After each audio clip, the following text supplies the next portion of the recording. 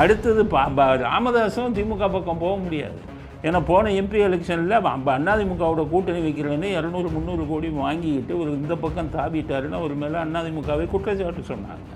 அதனால் வாங்கின பணத்துக்காவது இந்த தடவை அவரும் இங்கே தான்.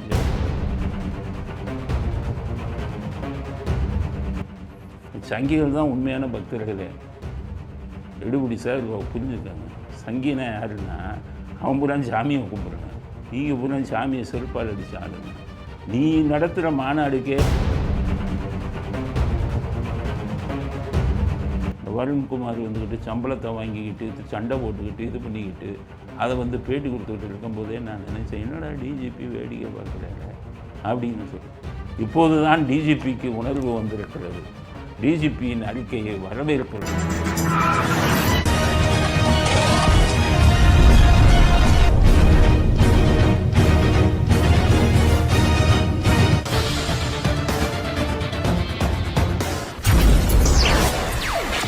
வணக்கம். இன்றைய அரசியல் ஆடுகளம் சொல்லும் செய்திகள் என்ன அப்படிங்கிறத பற்றிய ஒரு அரசியல் அலசல் பார்க்கலாம். இன்றைக்கி முக்கியமான செய்திகள், அவ்வளவு முக்கியமான செய்திகள் ஒன்றுமில்லை. சாதாரண விஷயங்கள் அரசியலிலே அங்கொன்றும் இங்கொன்றுமாக நடந்திருக்கிறது. அதாவது அதிமுக பாஜக கூட்டணி வலுவாகி இருக்கிறது. நாட்டுக்கு ஒரு நல்ல செய்தி. திமுகவை அடித்து விரட்டுவதற்கு எதிர்க்கட்சி கூட்டணி பலமாக இருக்க வேண்டும். அந்த கூட்டணி பலமாகி இருக்கிறது என்று தான் சொல்ல வேண்டும். எப்படின்னு கேட்டிங்கன்னா, அதிமுக ரெண்டாக பிரிஞ்சிருந்தாங்க. ஓபிஎஸ் 1, இன்னும் சொல்லப்போனால் 3, டிடிவி தினகரன் 1, இந்த மாதிரி 2-3 குரூப்பாக இருந்தது. இப்போ பாஜக கூட்டணி வந்த உடனே பாஜக டிடிவியவும் ஓபிஎஸ்ஸையும் தங்களுடன் சேர்த்துக்கொள்வோம் அப்படின்னு இன்றைக்கி அறிவிச்சிருக்காங்க. அப்போ என்னாகும், அதிமுகவின் உடைந்த அதிமுக எல்லாருமே ஒரே கூட்டணிக்குள்ளே வந்துடுவாங்க. அப்போ அதிமுக அந்த பிரிந்த அதிமுக எல்லாம் ஒன்றாக சேர்ந்தால் அதிமுகவுக்கு 29% 30% வரை ஓட்டுக்கள் கிடைக்கும். ஏன்னு கேட்டிங்கன்னா, முன்னாடி நடந்த உள்ளாட்சி தேர்தலில் ஓபிஎஸ் தனி ஒன்றாக இருக்கும்போது 29% தனியாக நின்று அதிமுக வாங்கியிருக்காங்க. அப்போ டிடிவி தினகரன் தனியாக நின்னார்.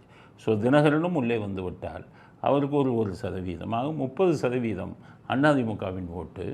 பிஜேபிக்கு ஒரு 7% முன்னாடி பஞ்சாயத்து தேர்தலில் இருந்தது. அது ஒரு 10% வரை வந்திருக்க வாய்ப்பு உண்டு.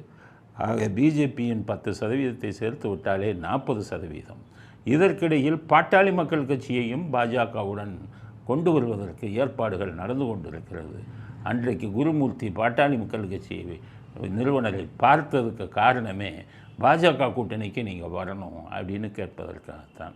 அது குருமூர்த்தி போய் கேட்க வேண்டிய அவசியமே இல்லை. அரசியல்லாம் உங்களுக்கு என்ன என்ன என்ன இது இருக்குன்னு தெரியும். குருமூர்த்தியை பெரிய அரசியல் ஞானிவா? எப்படி பாட்டாளி மக்கள் கட்சி பாஜக விட்டு போக மாட்டாங்க. ஏன்னு கேட்டிங்கன்னா, 5000 கோடி ஊழல் கேஸ் அவர் மேலே இருக்குது, அன்புமணி ராமதாஸ். அதனால தான் அவர் எம்பி தேர்தலிலே பாட்டாளி மக்கள் கட்சி பக்கம் தான் சேர்ந்தார். அதனால் இந்த தடவையும் பாட்டாளி மக்கள் கட்சி பக்கம் தான் வருவார். திமுக பக்கம் போக மாட்டார். போனால் இங்கே தலைக்கு கத்தி தொங்கிக்கிட்டு இருக்கு. அடுத்தது ராமதாஸும் திமுக பக்கம் போக முடியாது.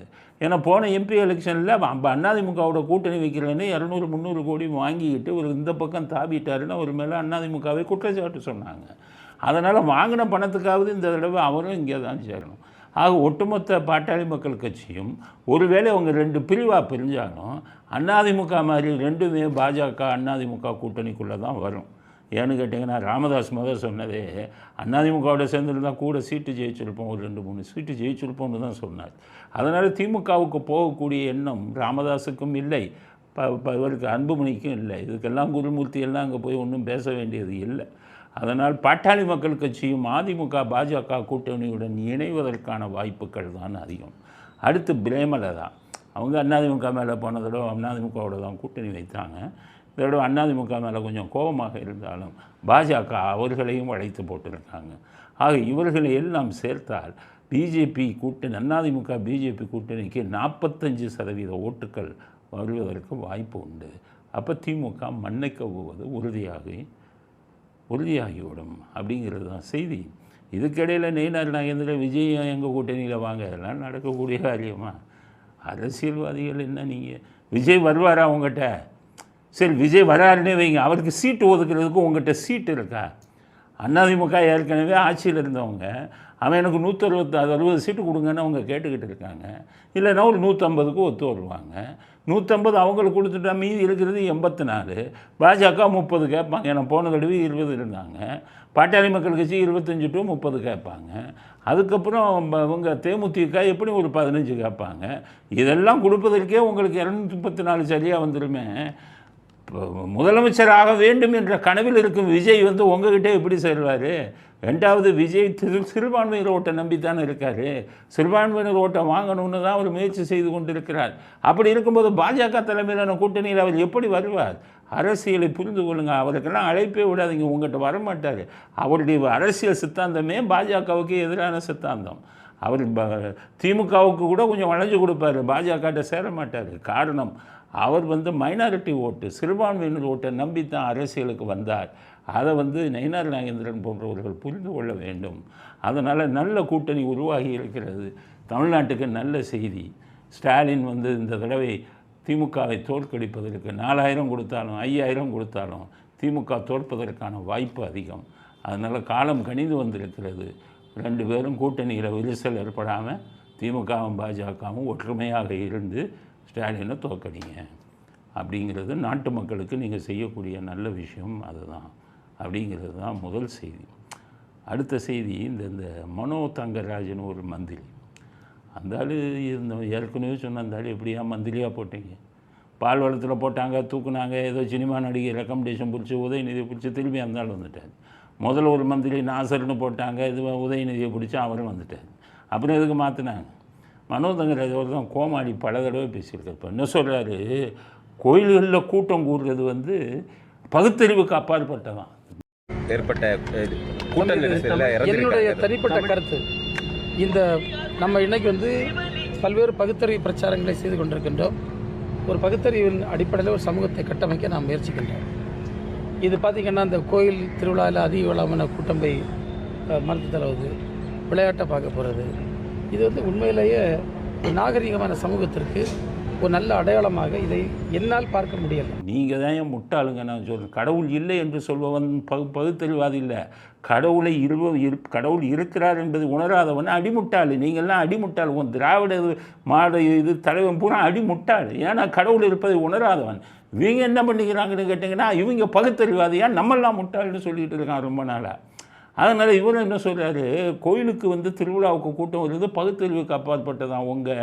உங்கள் தலைவரோட மனைவி வீடு வீடுக்காக கோயில் ஊராக கோயிலுக்கு போய் சாமி கும்பிட்டுக்கிட்டு இருக்காங்களே, அது என்ன பகுத்தறிவுக்கு அந்த இதை பகுத்தறிவுக்கு அப்பாற்பட்டு இருக்குன்னு சொல்கிறதுக்கு தைரியம் இருக்கா?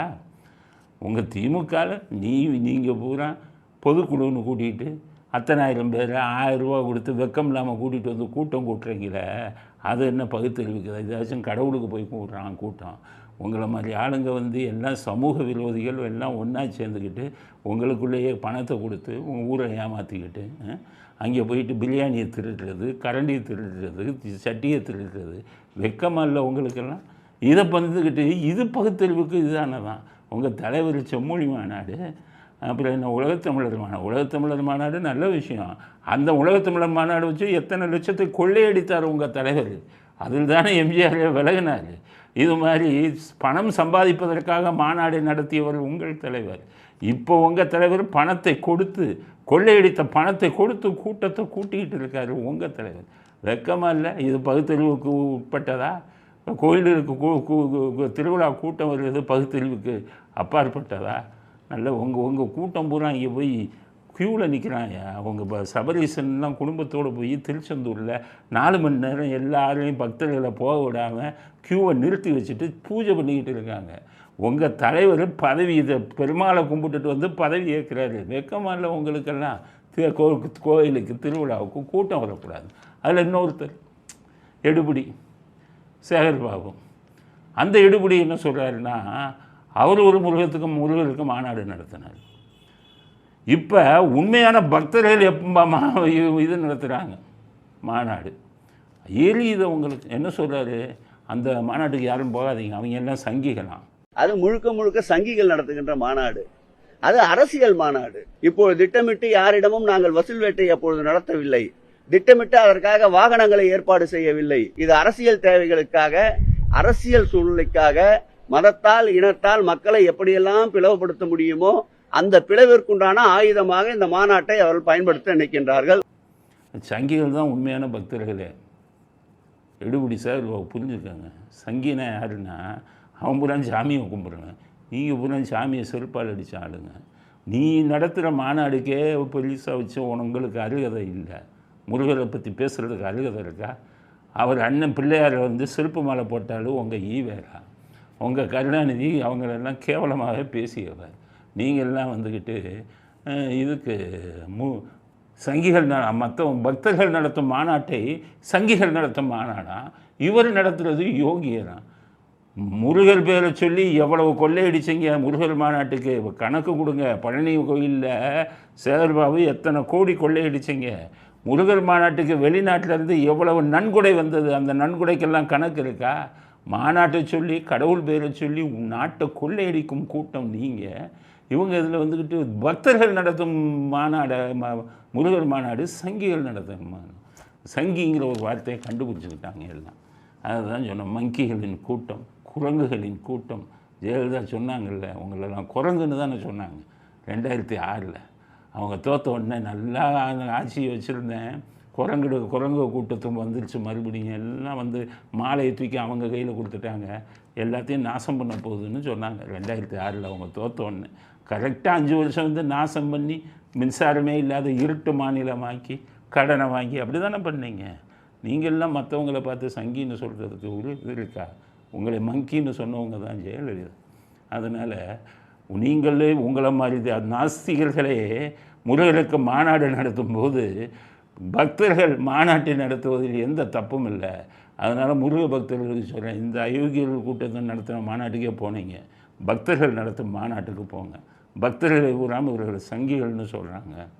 அதனால் இந்த நாசிகர்கள் கூட்டத்தின் பேச்சை யாரும் கேட்க வேண்டாம். எல்லோரும் பக்தர்கள் கூட்டம் முருகர் மாநாட்டுக்கு போகணும் அப்படிங்கிறது தான் நம்முடைய கருத்து. அடுத்தவர் எடுபடி சேகர்பாபு மறுபடியும் ஏதோ பேசுகிறாங்க நிருபர்கள். அப்போ யாரோ கருணாநிதிங்கிறாங்க. ஒன்றே ஒரு சொல்கிறார், கலைஞர்னு சொல்லுவோம். முன்னாள் முதலமைச்சர் கருணாநிதியோட முதல் பிறந்த நாள் செம்மொழி நாளாக அறிவிச்சிருக்காங்க. இன்னைக்கு கொண்டாடுறோம். இது எப்படி பார்க்கணும்? அது கொஞ்சம் மரியாதையாக கலைஞர்னு சொல்லியிருக்கலாம். இவங்களே தானாக வரணும். அது கலைஞர் 100 பேரை வச்சுக்கிட்டாங்கப்பா. வச்சுக்கிட்டு நீங்கள் வச்ச பேர் உன் கட்சிக்காரன் தான் கூப்பிடணும். உன் கட்சிக்காரன் கூப்பிட்டுக்க. மற்றவங்கள கூப்பிடணுன்னா அந்தளவுக்கு மரியாதையாக நடந்துருக்கணும், மக்கள்கிட்ட நல்ல பேர் வாங்கியிருக்கணும். நீங்கள் மற்றவங்களை கூப்பிட்டுருக்கீங்களா? இதே எடுபடி சேகர்பாபு அங்கே அதிமுகவில் இருக்கும்போது அம்மான தலைக்கு மேலே கையை தூக்கிட்டு அப்படி தரையில் விழுந்து கும்பிட்ட ஆளு தானே, புரட்சி தலைவின்னு கூப்பிட்ட ஆளு தானே. அன்னைக்கு புரட்சி தலைவின்னு முழக்கமிட்டு இன்றைக்கி வெக்கம் இல்லாமல் எடுபடி வேலை துர்கா ஸ்டாலினுக்கு போய் பார்த்துக்கிட்டு கருணாநிதியை கலைஞர்னு சொல்லணுமா? உன் திமுககாரன் எம்ஜிஆரை புரட்சி தலைவன் சொல்லுவானா? புரட்சி தலைவர்னு எந்த ஒரு திமுககாரனாச்சும் சொல்லுவானா? இல்லை உங்கள் திமுககாரன் எவனாச்சும் ஜெயலலிதா அவர்களை புரட்சி தலைவின்னு சொல்லுவானா? உன் கட்சிக்காரன் சொல்ல மாட்டான். மற்றவன் உங்கள் கருணாநிதினு பேர் சொல்கிறது தப்பா? அவர் கலைஞர்னு பட்டத்து பேரை சொல்லி கூப்பிடணுமா? ஏன் நீங்கள் காமராஜரை கர்ம வீரர் காமராஜன் சொல்லுங்கள். நாட்டோட வேடிக்கை என்னென்னா சாபம். 1 பைசா சம்பாதிக்காத ஆள் கக்கன். இந்த கக்கனுக்கெல்லாம் பட்டம் கொடுக்கறதுக்கு நாட்டில் ஆள் இல்லை. மக்கள் பணத்தை கோடியாக கொள்ளையடித்தவர் கருணாநிதி. அவருக்கு கலைஞர்னு பட்டமா? மனதுக்கு எவ்வளோ பெரிய வருத்தம் இருக்குது எனக்கு. நுங்கம்பாக்கம் சுடுகாட்டில் போய் பார்த்தேன் ஒரு சாவுக்கு போகும்போது. அப்போ ஒரு சின்ன கம்பு வச்சுருக்கான், அதில் ஒரு அட்டை இதில் போர்டு போட்டிருக்கான், கக்கன் அவர்களின் சமாதின்னு. அப்படியே இடிஞ்சு கிடக்கு. மண்ணுனாலான சமாதி, சிமெண்ட்டு கூட பூசலை. ஒரு கம்பி மட்டும், ஒரு கம்பை மட்டும் வச்சுருக்கான். ஆனால் 1 பைசா சம்பாதிக்காமல் நேர்மையாக இருந்த மனுஷனுக்கு அப்படி ஒரு சமாதி. ஊரை கொள்ளையடித்து 1,70,000 கோடி அளவுக்கு கொள்ளையடித்து குடும்பத்துக்கு பங்கு கொடுத்த கருணாநிதிக்கு 200 கோடியில் சமாதி. அங்கே போனீங்கன்னா டெய்லி தயிர் வடையும் காஃபியும் கொடுக்குறாங்க. எப்படி பாருங்கள், இப்படிப்பட்டவர் அவருக்கு கலைஞர்னு கூப்பிடணுமா? நானெல்லாம் அந்த வார்த்தையை உதிர்த்ததே இல்லையே. அதற்கு அவர் தகுதி இல்லாதவர். உன் கட்சிக்காரன் கும்பிடு, நீ பேசிக்க. அவர் இப்போ உங்கள் கட்சி வச்சு கொள்ளையடிக்கிறவங்க கலைஞர்னு கூப்பிடுங்க. நாங்களெல்லாம் கூப்பிடுவோம், மற்றவர்கள் எல்லாம். நான் மட்டும் இல்லை, தமிழ்நாட்டு மக்கள் யாருமே கூப்பிடாதீங்க அந்த பட்ட பேரை சொல்லி. அதற்கு தகுதி இல்லாதவர் அவர். அப்படிங்கிறது தான் எடுகுடி சேகர்பாபு அவர்களுக்கு நாம் சொல்ல விரும்பும் அடுத்த கருத்து. அடுத்தது, டிஜிபி ஒரு முக்கியமான அறிவிப்பு போட்டிருக்கார், உருப்படியான அறிவிப்பு. யாருமே பேட்டி கொடுக்குறதா இருந்தால் காவல்துறை அதிகாரி யூனிஃபார்மோட பேட்டி கொடுக்கக்கூடாதுன்ட்டார். ரொம்ப நாளாக நான் சொல்லிக்கிட்டு இருந்தேன். அது யூடியூபுக்கெல்லாம் பேட்டி கொடுக்கக்கூடாதுன்ட்டார் போலீஸ் அதிகாரிகள். நாங்கள்லாம் இருக்கும்போது எவ்வளவு கட்டுப்பாடுடன் இருந்தது காவல்துறை. இப்போ இந்த வருண்குமார்னு ஒரு அதிகாரி, அவர் சீமானோட சண்டை போடுறது பூரா போலீஸ் யூனிஃபார்ம் போட்டுக்கிட்டு பேசிக்கிட்டு இருக்காரு யூடியூப்லேயும் இதுலேயும். நான் இதெல்லாம் தட்டி கேட்குறதுக்கு டிஜிபிக்கு இது இல்லையா? எவ்வளவு பயந்துக்கிட்டு இருப்பாங்க டிஜிபின்னா. எஸ்பி கார்டு டிஐஜி கார்டெலாம் நடுங்குவாங்க. அலெக்சாண்டர் டிஜிபியாக இருக்கும்போது எஸ்பியவே நிற்க வச்சுட்டு பேசுவார். பிபி ரங்கசாமி டிஜிபியாக இருக்கும்போது ஐஜியவே உட்கார சொல்ல மாட்டார். அப்படி இருந்தது காவல்துறை. அதுக்கப்புறம் பார்த்தீங்கன்னா ராஜேஷ் தாஸ் வரும்போது அந்த எஸ்பி லேடியாக காரில் பக்கத்தில் உட்கார வச்சுட்டு போனார். அப்போவே சொன்ன காவல்துறை இது ஆயிடுச்சு, டிசிப்ளின். அந்த மெஜஸ்டிக்னு சொல்லுவாங்க, கம்பீரம். டிஜிபிங்கிறத சாதாரணதா? எப்படிங்க வேடிக்கை பார்த்துக்கிட்டு இருக்கீங்க? ஒரு டிஐஜி வந்துக்கிட்டு என்னென்னமோ பேசுகிறாரு. அவர்களுக்கு சொந்த பகை இருக்கிறதெல்லாம் பண்ணிக்கிட்டு இருக்காரு. ப்ரைவேட் கம்ப்ளைண்ட்டை தனி புகாரை கொடுத்துட்டு ஒவ்வொரு இதுக்கும் கோர்ட்டில் போய் நின்றுக்கிட்டு இருக்காரு. அவர் போகும்போது 20-30 கான்ஸ்டபிளுங்கெல்லாம் போகிறாங்கன்னு செய்தி வருது. இதையெல்லாம் எப்படி பார்த்து கொண்டு இருக்கிறீர்கள் அப்படின்னு நான் ஏற்கனவே பேட்டியை சொன்னேன். நான் சொல்லி ஒரு 3-4 மாதம் ஆகுது. இப்போ தான் டிஜிபிக்கு இது வந்திருக்கு, சொல்லிட்டார் போலீஸ் யூனிஃபார்மோட பேட்டி கொடுக்கக்கூடாது. ஏன்னா காவல்துறையில் சட்டம் என்ன தெரியுமா? பேட்டி மேபி டிவிக்கும் சரி இதுக்கும் சரி பேட்டி கொடுக்கறது ஹெட் ஆஃப் த டிபார்ட்மெண்ட், துறையின் தலைவர் தான் பேட்டி கொடுக்கணும். துறைக்கு கீழே இருக்கிற கமிஷனர் கூட கொடுக்க முடியாது. ஏன்னா அவர் ஏடிஜிபி, அவர் துறையின் தலைவர் அல்ல. துறையின் தலைவர் டிஜிபி, ஐஜி, இவங்க யாருமே கொடுக்க முடியாது சட்டத்தின்படி. துறையின் தலைவர் இல்லைன்னா துறையின் தலைவர்கிட்ட அனுமதி வாங்கணும். இதைத்தான் சொல்லணும். இப்போ தான் வந்திருக்காரு இதுக்கு. இப்போ யாரும் கொடுக்கக்கூடாது. அதனால் இது கரெக்டு. காவல்துறை அதிகாரிகள் கொடுக்குறீங்கன்னாலுமே பதவியில் இருக்க காவல்துறை அதிகாரி கொடுக்கக்கூடாதுப்பா. அதுதான் சட்டம். ஏன் அதை சொல்கிறேன்னா, இறையன்புன்னு ஒரு ஐஏஎஸ் ஆஃபீஸர் இருந்தார், நேர்மையானவர், முன்னாள் தலைமைச் செயலாளர், நேர்மையானார். நேர்மை மட்டும் இருந்தால் போதாது, திறமை இருக்கணும். நம்ம நாட்டுக்கு தேவை நேர்மையான அரசியல்வாதிகள் மட்டுமல்ல, நேர்மையுடன் திறமையும் இருக்கணும். அப்போ தான் நாட்டுக்கு உபயோகப்படும். காவல்துறை அதிகாரிகளுக்கும் அதைத்தான் சொல்கிறேன். ஐஏஎஸ் அதிகாரிகளுக்கு நேர்மையும் திறமையும் இருப்பவன் தான் நல்ல அதிகாரி. நேர்மையும் திறமையும் இருப்பவன் தான் நல்ல அரசியல்வாதி. இந்த நாட்டுக்கு அவனால் தான் நல்லது செய்ய முடியும். வெறும் சாமியாரை கொண்டாந்து வச்சுக்கிட்டு என்ன பண்ணுறது? யோகியனை கொண்டாந்து உட்கார வச்சுக்கிட்டு வேறு விஷயத்தை செய்யணும்ல. இறையன்பு ஐஏஎஸ் ரொம்ப நல்லவர், நேர்மையானவர், அப்படிலாம் பேர் வாங்கினார். அவர் தலைமைச் செயலாளர் வந்தோடனே என்ன நடந்ததுன்னு பார்த்தீங்கல்ல? ஏதாச்சும் நல்லபடியாக நடந்ததா? ஸ்டாலின் சொல்கிறத கேட்டுக்கிட்டு அப்படியே இது மாதிரி பொம்மை மாதிரி செயல்பட்டுக்கிட்டு இருந்தார். இதே இறையன்பு ஐஏஎஸ் ஜெயலலிதா அவர்கள் இருக்கும்போது சாதாரண பதவியில் போட்டாங்க. எல்லோரும் சொன்னாங்க நேர்மையான அளவர். அவரை தூக்கி சாதாரண பதவியில் போட்டாங்க. அவர் ஃபைலெல்லாம் பார்த்தார், பர்சனல் ஃபைல். ஒவ்வொரு ஐஏஎஸ் அதிகாரி, ஒவ்வொரு ஐபிஎஸ் அதிகாரிக்கும் தனி ஃபைல் இருக்கும். அந்த கோப்புகளை பார்த்து தான் போட்டார். இறையன்புக்கு நல்ல பதவி கொடுக்கலாம்.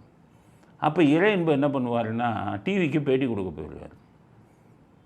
எந்த டைமில்? ஆஃபீஸ் டைமில். ஒரு தடவை ஜெயலலிதா அவர்கள் கூப்பிட்றாங்க. அவர் ஒரு துறைக்கு அவர் ஒரு இதில் செக்ரட்டரியாக இருக்கார். கூப்பிட்டோன்னா இவங்க சொல்கிறாங்க சிஎம் கூப்பிட்றாரு. அப்போ அவங்க என்ன சொன்னாங்கன்னா, அவர் டிவிக்கு பேட்டி கொடுக்க போயிருக்காரு. சாயங்காலம் திரும்பி வந்தோடனே என்ன வர வந்து பார்க்க சொல்லுங்க. பார்த்து என்ன கேட்டாங்க தெரியுமா? நீங்கள் ஒரு அரசு ஊழியர், அரசாங்க மக்கள் வரி பணத்திலிருந்து சம்பளம் வாங்குறீங்க. அரசாங்க நேரத்தில், அரசு அலுவலக நேரத்தில் எப்படி நீங்கள் போய் இப்போ டிவிக்கு பேட்டி கொடுக்க போனீங்க? உங்களுக்கு டிவிக்கு பேட்டி கொடுக்குறதுக்காக நாங்கள் சம்பளம் கொடுக்குறோம் கேட்டாங்க. அப்படி ஏன்னு கேட்டிங்கன்னா, இதில் சர்வீஸில் இருக்கும்போது, ஆஃபீஸ் டைமில் இருக்கும்போது வாங்குகிற சம்பளத்துக்கு ஒழுங்காக வேலை செய்யணும். இந்த வருண்குமார் வந்துக்கிட்டு சம்பளத்தை வாங்கிக்கிட்டு சண்டை போட்டுக்கிட்டு இது பண்ணிக்கிட்டு அதை வந்து பேட்டி கொடுத்துக்கிட்டு இருக்கும்போதே நான் நினச்சேன், என்னடா டிஜிபி வேடிக்கை பார்க்குறாரு அப்படின்னு சொல்லி. இப்போது தான் டிஜிபிக்கு உணர்வு வந்திருக்கிறது. டிஜிபியின் அறிக்கையை வரவேற்கிறோம். எந்த காவல்துறை அதிகாரியும் சொந்த பிரச்சனைக்கோ இல்லை இது சம்மந்தம் இல்லாத பிரச்சனைக்கோ பேட்டி கொடுக்கக்கூடாது. பேட்டி கொடுத்தோன்னா யூனிஃபார்மை கழட்டி வச்சுட்டு கொடுங்க அப்படின்னு டிஜிபி சொல்கிறார். அந்த அறிக்கையை நாங்கள் வந்து வரவேற்கிறோம் அப்படிங்கிறது அடுத்த கட்ட கருத்து. அடுத்தது பிளாஸ்டிக் எதிர்ப்பு தினம்னு ஒன்று ஏதோ வந்துருக்கு.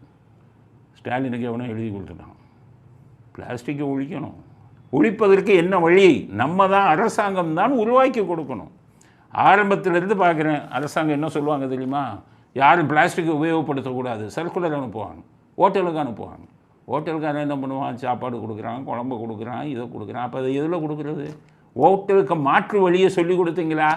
மாற்று வழிக்கான ஒரு அந்த பிளாஸ்டிக் அல்லாத பைகளை உருவாக்குவதற்கு அரசாங்கத்தின் சார்பாக எடுக்கப்பட்ட நடவடிக்கைகள் என்ன? சும்மா பிளாஸ்டிக்கை உபயோகிக்காதன்னா மாற்று வழி சொல்லணுமில்ல. அதனால தான் மற்றவங்கெல்லாம் என்ன பண்ணாங்க தெரியாமல் திருப்பி பிளாஸ்டிக்கை உபயோகிச்சுட்டு இருந்தாங்க. இப்போ ஸ்டாலின் ஒரு ஐடியா சொல்கிறாங்க, நம்ம எல்லாருமே வீட்டை விட்டு வெளில போனால் மஞ்சள் துணி பையும் பாட்டிலில் தண்ணியும் கொண்டு போவோம். வெளியே கிளம்புனா செல்போனை சார்ஜ் பண்ணிட்டு தான் எல்லோரும் கிளம்புவோம். அது மாதிரி மறக்காம துணிப்பை மற்றும் தண்ணீர் பாட்டில் இல்லாம வீட்டை விட்டு வெளியே கிளம்ப மாட்டோம்னு ஒரு உறுதிமொழியை எடுத்துப்போம். இது எதுக்கு சொல்றாருன்னே தெரியல. மஞ்சள்ல துணிப்பையை நம்ம இப்படி எடுத்துட்டு போறது. இப்போ ஹோட்டலுக்கு போறீங்க, அவன் வந்துக்கிட்டு சாப்பாடு கொடுத்துட்டு நான் ஒரு 6-7 பொட்டலத்தில் குழம்பு கொடுப்பான். மஞ்சள் துணிப்பையில் ஊற்றிக்குவீங்களா?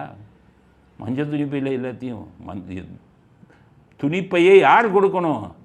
இதை விற்கிறவன் தான் கொடுக்கணும், கடைகள் தான் கொடுக்கணும். அந்த கடைகளுக்கு அதை உருவாக்கி கொடுக்கணும். மாற்று வழி என்ன? துணிப்பையை எப்படி எந்த சைஸில் உருவாக்கணும்? அதற்குன்னு சில நிறுவனங்களை கூப்பிட்டுட்டு இது விட்டு நீங்கள்லாம் இதை உருவாக்குங்க, ஹோட்டலுங்கெல்லாம் இதை வாங்கிக்கோங்க அப்படின்னு மாற்று வழி சொல்லணும்ல.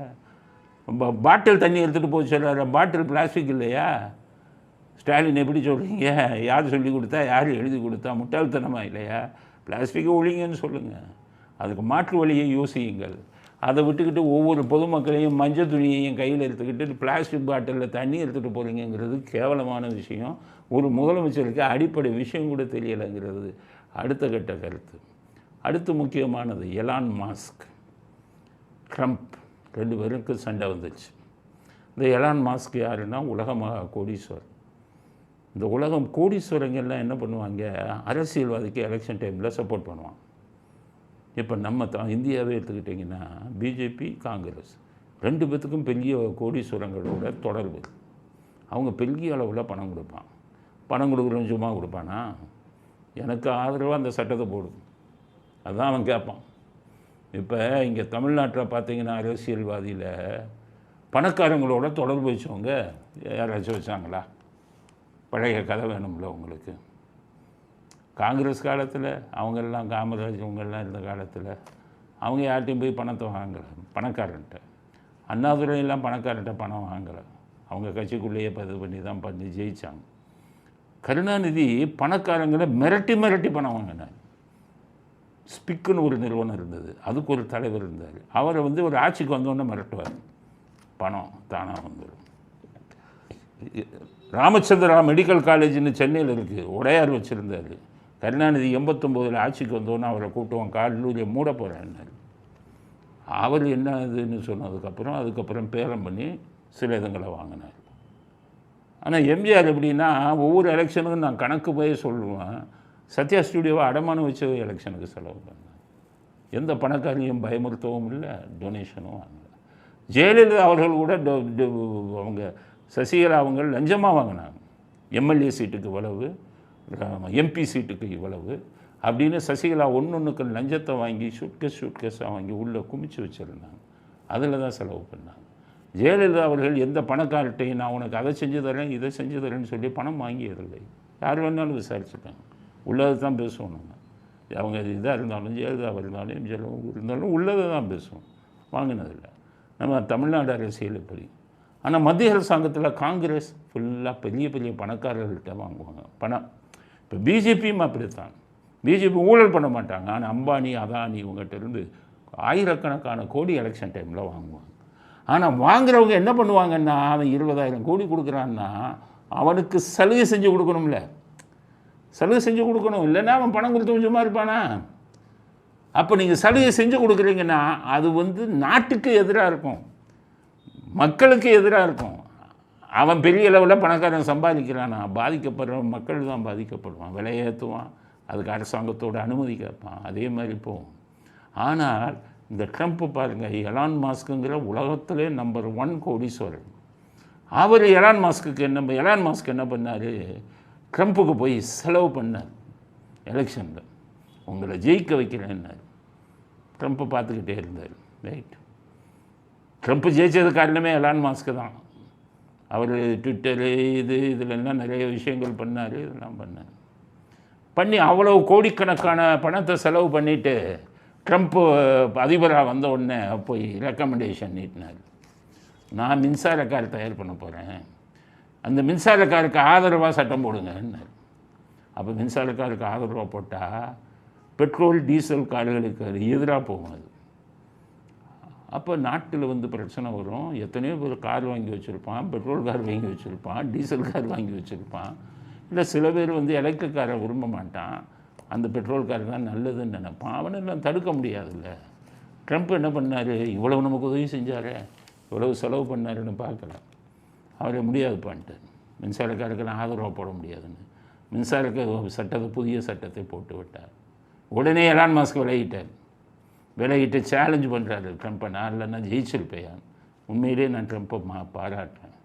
பணக்காரங்கிட்ட இருந்து பணத்தை வாங்கிட்டு மக்களுக்கு எதிராக, நாட்டுக்கு எதிராக, அரசாங்கத்துக்கு எதிராக, மனசாட்சிக்கு எதிராக நீங்கள் சட்டத்தை போட்டு பணக்காரனுக்கு உதவி செய்யக்கூடிய அரசியல்வாதிகள் இன்று உலகம் முழுவதும் இருக்கிறார்கள். பணக்காரர்களை பகைச்சிக்கிற மாட்டாங்க.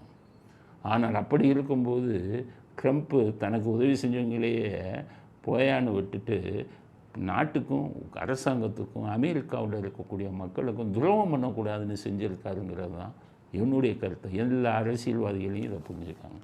பணக்காரனை கையில் வச்சுக்கிட்டு அவனுக்கு சலுகைகளை செஞ்சுட்டு ஏழை மக்கள், நாட்டு மக்கள், அரசாங்கம் இதுக்கெல்லாம் எதிராக பாதிக்கக்கூடிய விஷயங்களை செய்யும் அரசியல்வாதிகள் மத்தியிலே இந்தியாவிலே அப்படி தான் இருக்கும்.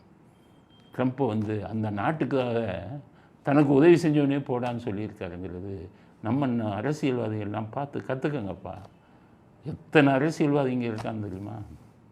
பெரிய பெரிய பணக்காரங்கிட்ட பணம் வாங்குறது, ஸ்டெர்லைட்லாம் பணம் வாங்கினவன் எத்தனை அரசியல்வாதி. ஸ்டெர்லைட்காரன்ட்ட உனக்கு ஆதரவாக பேசணும்னு பணம் வாங்கினவன், ஆனால் வாங்கிட்டு எதிராக பேசினா எதுக்கு இன்னும் கொஞ்சம் அதிக பணம் வரும்னு நம்ம அரசியல்வாதியெல்லாம் அப்படி தான். ட்ரம்ப்பை பார்த்து கற்றுக்கங்கப்பா. பணக்காரன்ட்ட பணத்தை வாங்கிக்கிட்டு மக்களுக்கு துரோகம் செய்யாதீர்கள் அப்படின்னு சொல்லி ட்ரம்ப்பை இந்த விஷயத்தில் நாம் பாராட்டுவோம் அப்படிங்கிறது அடுத்த கட்ட கருத்து. அடுத்தது ஸ்டாலினை மறுபடியும் பேசணுமே. ஸ்டாலின் என்ன சொல்கிறாரு, ஜம்முவையும் காஷ்மீருக்கும் மாநில அந்தஸ்து கொடுக்குறேன்னு மத்திய அரசாங்கம் சொல்லிச்சான். ஆனால் ஏமாற்றிட்டாங்களாம். எப்படி மோசமான ஆளுங்க பாருங்கள் அப்படிங்கிறது. ஜம்முவுக்கும் காஷ்மீருக்கும் கொடுக்கல. இன்னமும் இவர் உலக மகா யோகியர் மாதிரி, இவர் சொன்ன வாக்குறுதிகள்லாம் நிறைவேற்றின மாதிரி, பழைய பென்ஷனை தரேன்னு ஊரை ஏமாற்றிட்டு எல்லா இவனும் அரசாங்க ஊழியரும் எதிர்த்து போராடிக்கிட்டு இருக்கான், காரி துப்பிக்கிட்டு இருக்கான். இவர் என்னமோ யோகியர் மாதிரி இவர் வந்து மோடி வந்துக்கிட்டு ஜம்மு காஷ்மீருக்கு கொடுக்குறேன்னு சொல்லி வார்த்தையை காப்பாற்றவில்லையா? வார்த்தையை காப்பாற்றிட்டீங்களோ நீங்கள்? வங்கிகளில் எஜுகேஷன் லோன் வாங்கினான், கல்வி கடன், அதெல்லாம் வந்து தள்ளுபடி செய்வோம்னு உங்கள் திருப்பதியில் கொடுத்தீங்களா இல்லையா? வாக்குறுதியில் அதை நிறைவேற்றினீங்களா? நீங்கள் யோகியரா? ஜம்மு காஷ்மீரில் நடந்தது என்னென்னா, இப்போ உமர் அப்துல்லா அவர் வந்து பாகிஸ்தானில் இந்த தாக்குதல் நடக்கும்போது அவர் சொன்னார், ஜம்மு காஷ்மீருக்கு வந்து மாநில அந்தஸ்து வாங்கலாம்னு இருந்தோம், அரசாங்கமும் கொடுக்குறேன்னாங்க, இந்த நேரத்தில் இப்படி ஒரு தாக்குதல் நடந்துச்சு, எப்படி நாங்கள் வாங்குறது, எந்த முகத்தோடு போய் அவங்ககிட்ட கேட்குறது அப்படின்னு சொல்லி சொன்னார். அந்த மாநிலத்தைச் சேர்ந்த முதல்வரே ஜம்மு காஷ்மீருக்கு மாநில அந்தஸ்து கொடுக்கறதுக்கு இந்த மாதிரி தீவிரவாதம் இடையூறாக இருக்கிறதுன்னு சொல்கிறார். ஆனால் இங்கே இருந்துக்கிட்டு ஊர்பட்ட இதை சொல்லிக்கிட்டு வாக்குறுதிகளை சொல்லிட்டு எல்லாத்தையும் ஏமாற்றி அரசியல் நடத்தி கொண்டிருக்கும் ஸ்டாலின், நீங்கள் வாக்குறுதியை பற்றி பேசுவதற்கு தகுதியற்றவர் அப்படிங்கிறது தான் நம்முடைய கருத்து. அடுத்து அண்ணாமலை சொன்ன 48 மணி நேரம் கெடு முடிந்து விட்டது அந்த சார் வழக்கில் 48 மணி நேரம் பார்ப்பேன், அடுத்த நடவடிக்கை நாங்கள் எடுப்போம்னாரு. உடனே நடவடிக்கை எடுங்க. நேற்று நான் எல்லாத்துக்கும் பேட்டி கொடுத்துட்டேன் சேனலுக்கு. அந்த ஒய்ஃபை இருந்தால் இவங்க வந்துட்டு இந்த மோடு ஏரோப்ளேன் மோடு இருந்தால் பேச முடியாதுன்னு சொல்லி ஊரை ஏமாற்றி உண்மையை மறைச்சி அப்பாவி பெண்ணுக்கு துரோகம் செஞ்சுட்டாங்க. 48 மணி நேரத்தில் நடவடிக்கை எடுக்கிறேன்னு சொன்னீங்க. நீங்கள் எடுத்து கொடுத்த கால் ஹிஸ்ட்ரி ஒன்றுக்கு மேலே இது இருக்காது, உபயோகப்படாது. பல கால் ஹிஸ்ட்ரிகளை நாங்கள் பார்த்தவர்கள், அதில் ஒன்றும் வராது. அவர்கள் பேசின உரையாடலை டேப் பண்ணணும்னு சொல்லியிருந்தோம். 48 மணி நேரம் ஆகிவிட்டது. சிபிஐயிடம் சொல்லி அவர்கள் பேசிய உரையாடல்களை டேப் எடுத்தீங்களா? உடனடியாக அதை கொடுங்க. தீர்ப்பு வந்து விட்டது. இந்த தீர்ப்பை மாற்றணும்னா அப்பீலில் போய் இவங்க போடும்போது இதெல்லாம் போய் கொடுக்கணும். நீங்கள் இந்த மாதிரி விஷயங்களை கொடுத்தால்தான் உயர் நீதிமன்றம் தாமாக முன் வந்து எடுப்பாங்க. அப்பீலுக்கு அது உதவியாக இருக்கும். அதனால் அண்ணாமலை சொன்ன 48 மணி நேரம் கெடு முடிந்து விட்டது. அவர்கள் பேசிய உரையாடலை சிபிஐயிடம் சொல்லி உங்களுடைய செல்வாக்கை பயன்படுத்தி, பாஜகவில் நீங்கள் இருக்கும் செல்வாக்கை பயன்படுத்தி அவர்கள் பேசின உரையாடலின் பகுதியை எடுங்கள். இல்லாவிட்டால் அந்த சாரில் நீதி கிடைக்காமலேயே போய்விடும். குற்றவாளிகள் தப்பித்து விடுவார்கள்.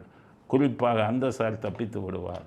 அப்படிங்கிறத இந்த நேரத்தில் 48 மணி நேரம் கெடு முடிந்த நேரத்தில் அண்ணாமலைக்கு நாங்கள் இதாக கோரிக்கையாக விடுக்க விரும்புகிறோம். துரைமுருகன் ஆஸ்பத்திரியில் அட்மிட் ஆகிருக்காரு. பாவம் நல்லா இருக்கட்டும், நல்லா இருக்கும். எதுக்கு சொல்லுன்னா அவரே அப்பப்போ போய் ஆஸ்பத்திரியில் அட்மிட் பண்ணிக்கிட்டு இருக்கார். நல்லா இருக்கிறவனே சொல்ல மாட்டான் 100 வயசு வருவான்னு. இவர் அடிக்கடி 100 வயசு வருவார், 100 வயசு வரும். ஆனால் வாரத்துக்கு 2 நாள் அப்போலோவில் அட்மிட் ஆகிறாரு. இல்லைன்னா இப்போ போய் குளம்பேட்டையில் அட்மிட் ஆகிட்டார். ஏன்னா இது இன்ப நிதியை முதல்வராக்கிட்டு தான் நான் சாமின்னு சொல்லியிருக்காரு. இன்ப நிதி முதல்வராக இருக்க ரொம்ப நாள் இருக்குது. இன்னும் உதயநிதி ஆகலை. உதயநிதி ஆனதுக்கப்புறம் தான் இன்ப நிதி ஆக முடியும். அதுவரை நீங்கள் உங்களுடைய நீங்கள் எடுத்த சத்தியத்தின்படி உயிரோடு இருக்கணுமே. இப்படி அடிக்கடி ஆஸ்பத்திரி போயிட்டு இருக்கீங்களே. அதனால் நீங்கள் 125 வருஷம் இருக்கணுமே இன்ப நிதி வரை. அதனால் உடம்பை நன்றாக பார்த்து கொள்ளுங்கள். ஆனால் எப்போது உயிர் போகுங்கிறது உங்கள் கையில் இல்லை. 100 வயதை நீங்கள் தாண்டுவீர்கள் என்பது நம்பிக்கை எங்களுக்கு இல்லை. இருந்தாலும் நீங்கள் குணமாகி நீண்ட ஆயுளுடன் இருக்க வேண்டும் என்பது மனிதாபிமானத்துடன் உங்களை வாழ்த்துகிறோம். அப்படிங்கிற கருத்தை இறுதி கருத்தாக பதிவு செய்ய விரும்புகிறோம். இத்துடன் இன்றைய அரசியல் ஆடுகளம் நிறைவு பெறுகிறது. மீண்டும் நாளை புதிய செய்திகளுடன் உங்களை சந்திக்கிறோம். நன்றி, வணக்கம், ஜெய் ஹிந்த்.